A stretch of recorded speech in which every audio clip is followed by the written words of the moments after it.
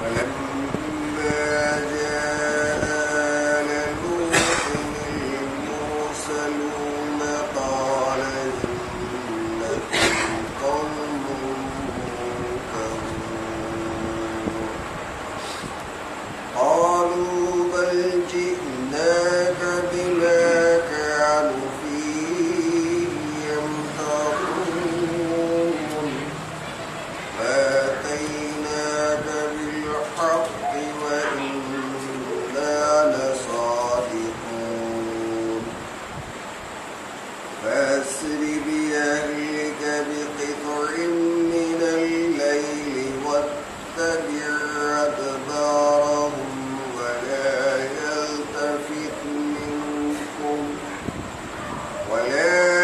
يلتفت منكم أحد وامضوا حيث تؤمرون وقضينا إليه ذلك الأمر أن دابر هؤلاء مقطوع مصبحين صدق اللہ العظیم۔ پناہ مانگتا ہوں میں اللہ کی شیطان مردود سے، شروع اللہ کے نام سے جو بڑا ہی مہربان نہایت رحم والا۔ پچھلی آیتوں میں حضرت ابراہیم علیہ السلام کی خدمت میں فرشتوں کے آنے کا تذکرہ ہوا، اور اصل میں یہ فرشتے ایک بہت ہی عظیم الشان کام کو لے کر، ایک مہم کو لے کر آسمان سے زمین پر تشریف لے آئے۔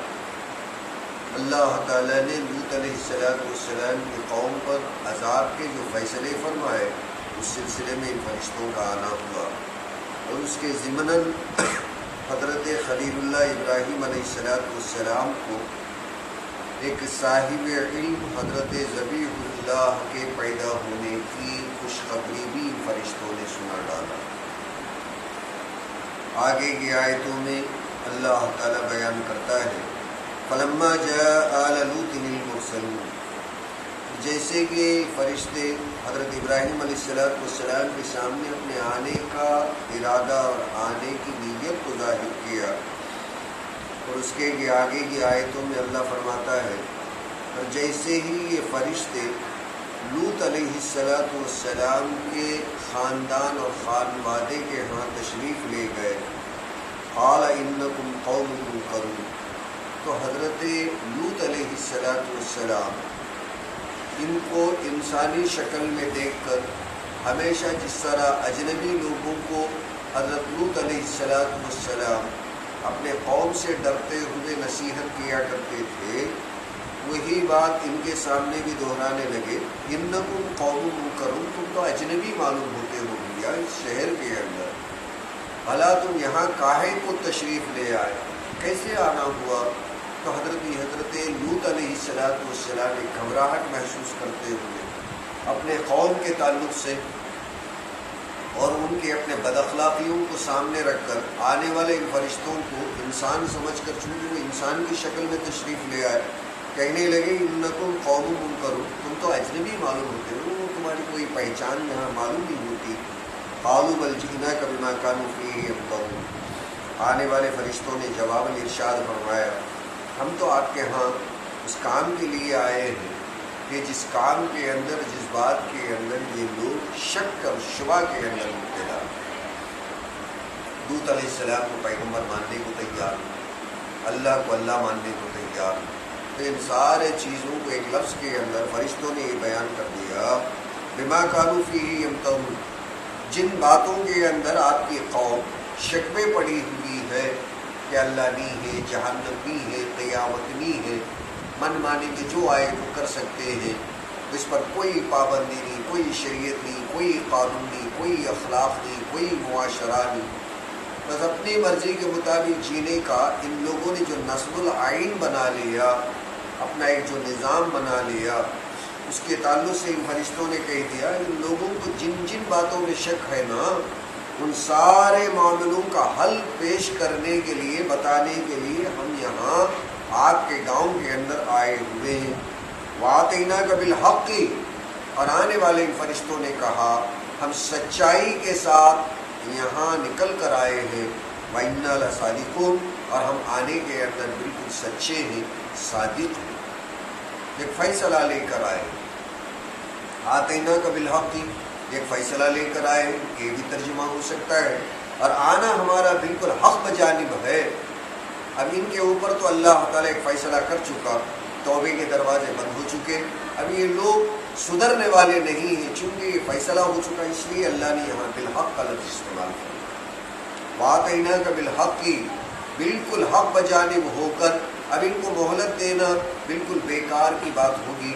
اب ان لوگوں کو نہ تو مہلت دی جا سکتی ہے اور ان کو نہ تو یہ وقت دیا جا سکتا ہے، یہ لوگ سدھرنے والے نہیں ہیں، اسی لیے فرمایا وَآتَيْنَاكَ بِالْحَقِّ، اے لوط علیہ السلام آپ کے پاس ہم حق بجانب ہو کر آئے ہیں، ایسا نہیں کہ جلدی میں آ گئے، اور آپ یہ نہیں کہنا کہ میری قوم ہے، میری امت ہے، نادان ہے، اس لیے ان لوگوں کو تھوڑا سا وقت دے دو، تھوڑی سی مہلت دے دو، شاید یہ لوگ سدھر جائیں گے، اس لیے پہلے ہی فرما دیا ہم جو آئے ہیں بالکل حق بجانب ہو کر آئے ہیں، ان کو کوئی مہلت نہیں دی جائے گی۔ وَإِنَّا لَصَادِقُونَ، اب ہم جو بول رہے ہیں نا اس معاملے میں کوئی شک کی بات نہیں ہے، بالکل سچ بول رہے ہیں۔ فَأَسْرِ بِأَهْلِكَ بِقِطْعٍ مِّنَ اللَّيْلِ، اب کیا ہونے والا ہے اللہ بعد میں بولے گا، پہلے تو یہ فرشتے کیا کرنا چاہیے وہ بول رہے ہیں۔ تو لوط علیہ السلام سے فرشتے فرمانے لگے آپ اپنے اہل کو لے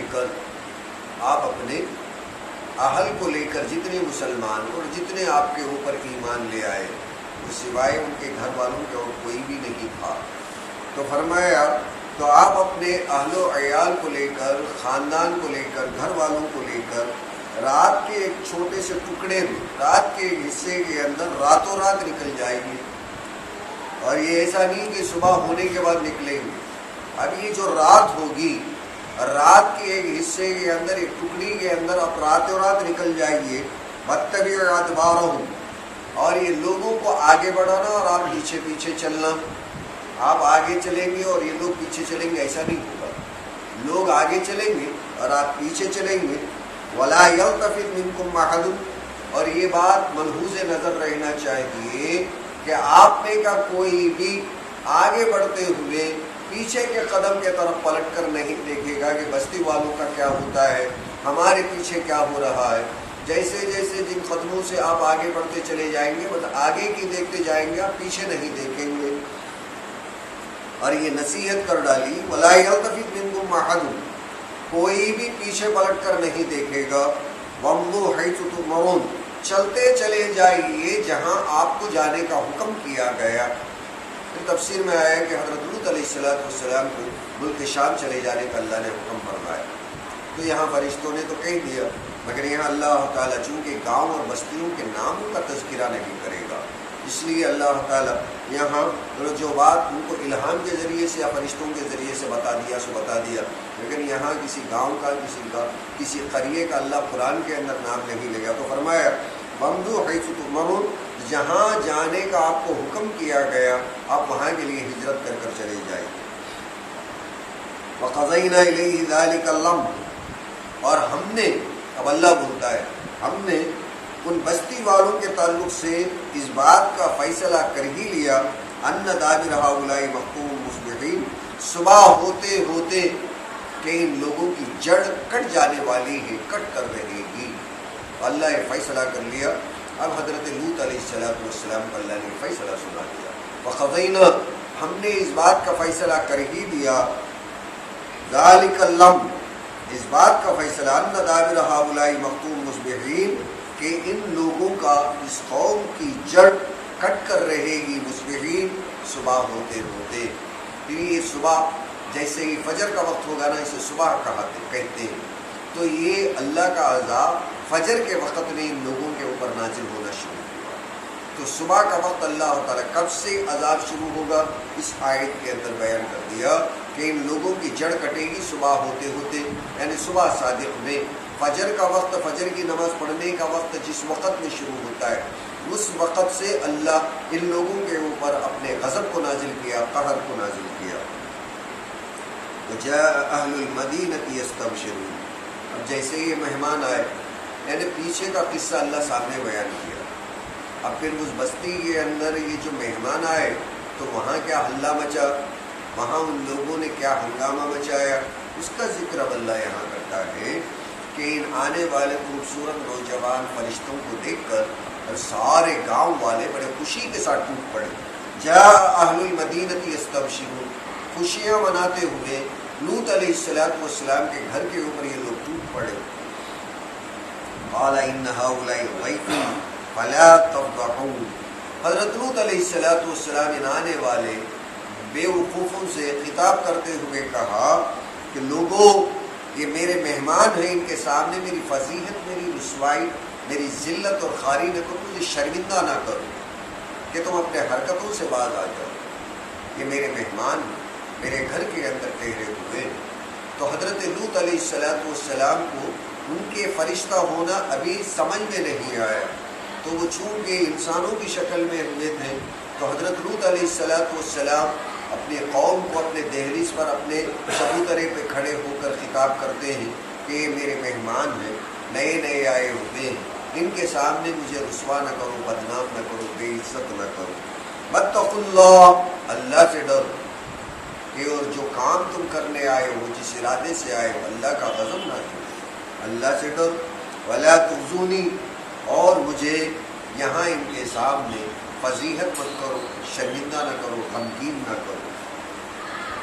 قالوا اولم ننہک عن العالمین، اب یہ نصیحت کر دو، کیا تجھے کتنے مرتبہ نہیں بولے لوگ کہ پورے دنیا کی فکر سر پہ مت ڈال لینا، یہ کہاں کے آئے ہیں، نہ تمہارے پھوپھا لگتے، نہ چچا لگتے، نہ تمہارے کوئی قریبی رشتہ دار لگتے، کیسی بات کہہ ڈالے. کہتے ہیں قالوا، آنے والے بدماش اور بدتمیزوں نے کہا اولم ننہک، کیا ہم تجھے منع نہیں کر رہے ہیں، عن العالمین، پورے عالم کی طرفداری کرنے سے، ان کی جانبداری کرنے سے، کیا ہم آپ کو اس سے پہلے منع نہیں کر رہے ہیں کہ جو آتا ہے کہتے ہیں کہ میرا مہمان ہے، اسے چھوڑ، جو آتا ہے بستی کے اندر اس کے تعلق سے تم آڑے پڑ جاتے ہو، ہمارے درمیان میں حائل ہو جاتے ہو.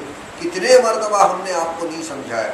اس کا مطلب یہ ہوا اس سے پہلے بھی بہت سارے لوگوں کے ساتھ انہوں نے یہ حرکت کی کہ جس کی وجہ سے خود یہ اپنے زبان سے یہ کہتے ہیں اس سے پہلے بھی ہم نے کتنے مرتبہ آپ کو منع نہیں کیا کہ ہمارے درمیان میں حائل نہیں ہونا، ہمارے درمیان میں رکاوٹ نہیں بننا، بیچ میں نہیں آنا، بیچ میں نہیں پڑنا.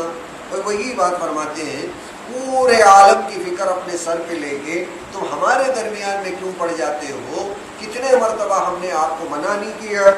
قال هؤلاء بناتی ان کنتم فاعلین.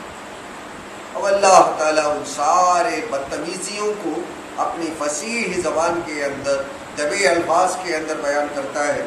حضرت لوط علیہ السلام نے فرمایا کہ یہ میرے مہمان کو چھوڑ ہی دو، تمہارے گھروں کے اندر جو تمہاری بیویاں ہیں وہ اصل میں میری بیٹیاں ہیں، روحانی بیٹیاں ہیں، اسلامی بیٹیاں ہیں، ان تمام بیٹیاں ہیں کہ یہ بیٹیاں جو تمہارے گھروں کے اندر بیٹھی ہوئی ہیں ان سے اپنی حاجت پوری کرو اگر تم اپنی حاجت پوری کرنا چاہتے ہو. قال هؤلاء بناتی، یہ میری بیٹیاں جو تمہارے گھروں کے اندر، ان کنتم فاعلین، اور اگر تم اپنی خواہش پوری کرنی چاہتے ہو تو ان سے اپنی خواہش پوری کرو، یہ بالکل جائز ہے. لعمرک، اب اللہ جلال میں بڑا غصے میں، اللہ بڑے غصے میں حضور صلی اللہ علیہ وسلم کے عمر کی قسم کھا کر بولتا ہے. یہاں یہ بات ختم ہو گئی کہ حضرت لوط علیہ السلام نے ان کو ایک جائز راستہ بتایا. اپنی خواہش پورا کرنا ہے تو اپنی بیویوں سے خواہش پوری کرو، یہ مہمان ہیں، ان مہمانوں کو چھوڑو، ان کے سامنے میری بے عزتی نہ کرو. لمبی تقریر کر ڈالی. اب اس کے بعد میں اللہ تعالیٰ حضور صلی اللہ علیہ وسلم کو اس واقعے کو وہاں روک کر بیان کرتا ہے. لعمرک، تیرے عمر کی قسم اللہ کے نبی، انہم لفی سکرتہم یعمہون، کہ ان لوگوں کو نشہ ہو گیا تھا، یہ نشے کے اندر اندھے بن گئے. لوط علیہ السلام کی کب سننے بات، تیرے عمر کی قسم. اب یہ جب اتنے اندھے بن گئے ان حرکتوں کے اندر، اللہ نے عذاب کا فیصلہ نہیں کر. حضور صلی اللہ علیہ وسلم کے عمر کی قسم کھانا یہ کوئی معمولی بات نہیں. اور لیکن حضور صلی اللہ علیہ وسلم نے فرمایا کہ انسانوں کی قسم کھانا یہ حرام ہے. کوئی بیوی کی قسم کھاتا ہے، اور کوئی کہتا ہے کہ تم اپنے بچوں کے سر پہ ہاتھ رکھ کر قسم کھا لو کہ میں نے کام نہیں کیا. کبھی بیوی اپنے شوہر کو ڈرانے کے لیے کہ تم نے شراب نہیں پی، یعنی تو جوا نہیں کھیلا، یا یہ کام نہیں کیا، اپنے بچوں پہ قسم کھا کے بول دو یا میرے سر پہ ہاتھ رکھ کے بول. یہ اصل میں غیر اسلامی طریقہ ہے، غیر مسلمانوں میں چلتا ہے. اور وہ انسانوں کی قسم کھانے سے ڈرتے ہیں کہ اگر قسم چھوٹی کھا لے تو آدمی مر جائے. مگر اسلام کے اندر یہ ساری چیزیں، کوئی آدمی کسی آدمی کی قسم کھایا تو نہ مرے گا نہ اسے بیماری آئے گی، کم سے کم بخار بھی نہیں ہوگا. مگر انسان کی قسم کھانا یہ حرام ہے. عمر رضی اللہ تعالیٰ نے ایک مرتبہ پرانے زمانے کے اندر اپنے باپ کی قسم کھائی. وہ بھی ابی طالب، حضرت عمر رضی اللہ تعالیٰ نے اپنے ابا ابو طالب کی قسم کھا کر بیان کر رہے تھے تو حضور صلی اللہ علیہ وسلم ناراض ہو کر فرمایا، عمر تجھے کیا ہو گیا؟ اللہ تعالیٰ کی قسم کھانے کے بجائے، کلام اللہ کی قسم کھانے کے بجائے تیرا باپ کون سا بہت بڑا آدمی ہے، کون سی بڑی ذات ہے کہ جس کی تو قسم کھاتا ہے؟ تو حضرت عمر رضی اللہ تعالیٰ چوکنے ہو گئے اور توبہ کر لیے. اور اس کے بعد سے دوسرے صحابہ ہوں یا کوئی بھی مسلمان حضور صلی اللہ علیہ وسلم کے اس تاکید کو، اس تنبیہ کو سننے کے بعد مخلوقات کی قسم کھانے سے باز آ گیا. تو کوئی بھی انسان کسی نہ تو انسان کی قسم کھا سکتا ہے، کسی چیز کی قسم کھا سکتا ہے. اگر اللہ کسی مخلوق کی کسی چیز کی قسم کھاتا ہے تو اصل میں اس چیز کی اہمیت کو جتلانے کے لیے قرآن میں، میرے اور آپ کے دلوں میں اس کی شان پیدا کرنے کے لیے، اس کی عظمت پیدا کرنے، اس کے ویلیو کو بڑھانے کے لیے اللہ قسم کھاتا ہے. اللہ کی نظر میں کوئی چیز بڑی نہیں ہوتی، مگر ہمارے نظروں کے اندر اس چیز کی ایک اہمیت جتلانا مقصود ہوتا ہے، اس کے لیے اللہ قسمیں کھاتا ہے. تو حضور صلی اللہ علیہ وسلم کی ذات اور شخصیت اور آپ کی عمر اور حیات اللہ کے نظر میں ایک محترم شان چیز ہے، اس کی ایک فضیلت ہے. اس چیز کو ہمارے دلوں کے اندر بھی جاگزی کر دینے، انجیکٹ کر دینے کے لیے اللہ حضور صلی اللہ علیہ وسلم کے حیات مبارکہ کی قسم کھاتا ہے. والا عمر کا، تیرے عمر کی قسم اللہ کے نبی، انہم لفی سکرتی، کہ ان لوگوں کو نشہ ہو گیا. کیسا نشہ؟ یعمہون، ان حرکتوں کا ایسا نشہ ہو گیا، کہ گندے کاموں کا ایسا نشہ چڑھ گیا ان کے دماغ کے اوپر، ان کی تو اندھے بن گئے. اب ان کو آپ کیا، حضرت جبریل کیا، حضرت لوط علیہ السلام کیا جائز راستہ بتائیں گے تو یہ ان کے اندر ذرا بھی خواہش نہیں رکھیں گے، آرزو نہیں رکھیں گے، ان کو ان کے اندر کوئی دلچسپی نہیں ہوگی. یہ لوگ جس طرح من مانی کی زندگی گزارتے ہیں، بدمعاشی کی زندگی گزارتے ہیں، اسی میں ان کو مزے آتے ہیں، اس لیے کہ یہ اس کے اندر اندھے بن چکے ہیں. تو یہاں ایک چھوٹی سی بات بول کر اللہ وضاحت کی طرف آ رہا ہے.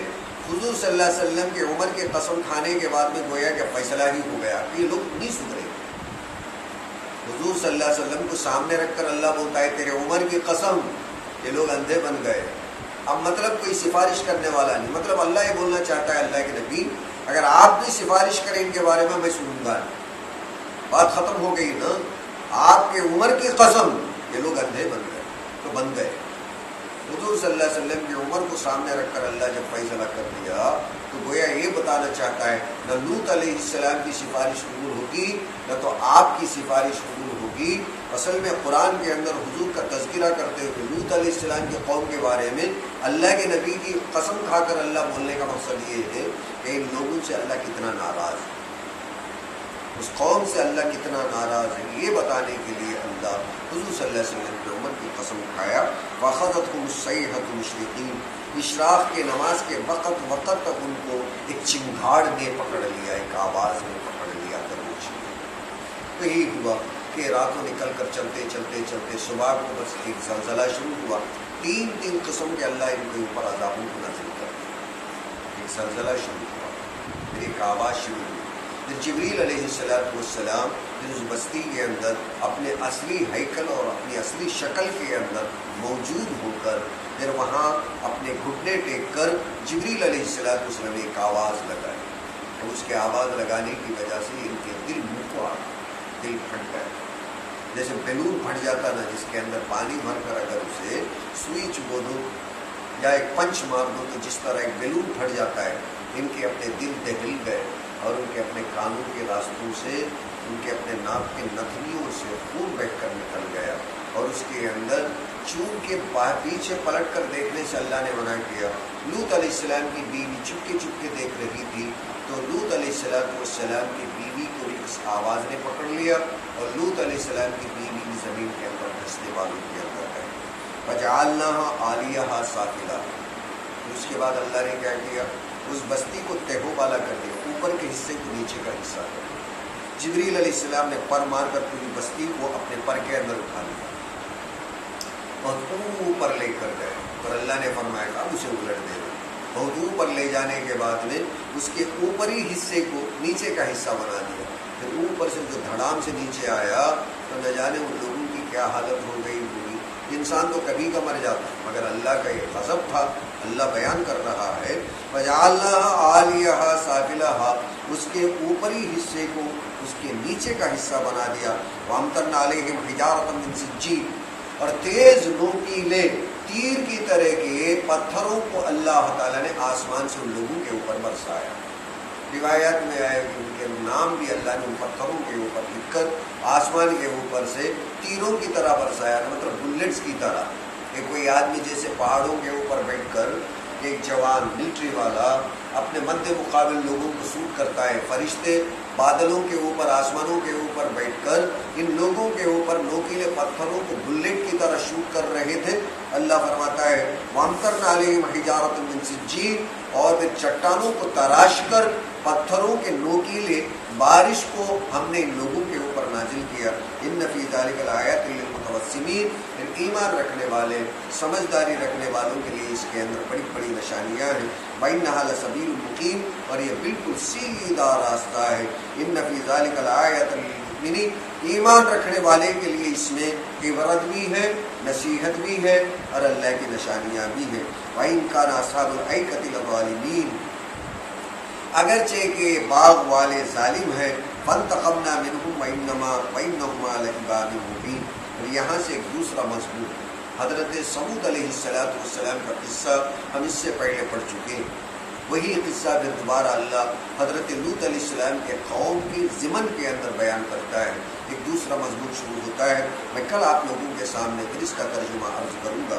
اللہ مجھے بھی اور آپ کو اللہ تعالیٰ کے عذابوں سے بچ کر اللہ تعالیٰ کے احکام کی بجاوری کرتے ہوئے زندگی گزارنے کی توفیق عطا فرمائے. سبحان اللہ و بحمدی، سبحانک اللہم و بحمدک، نشہد ان لا الہ الا انت ونستغفرک ونتوب الیک.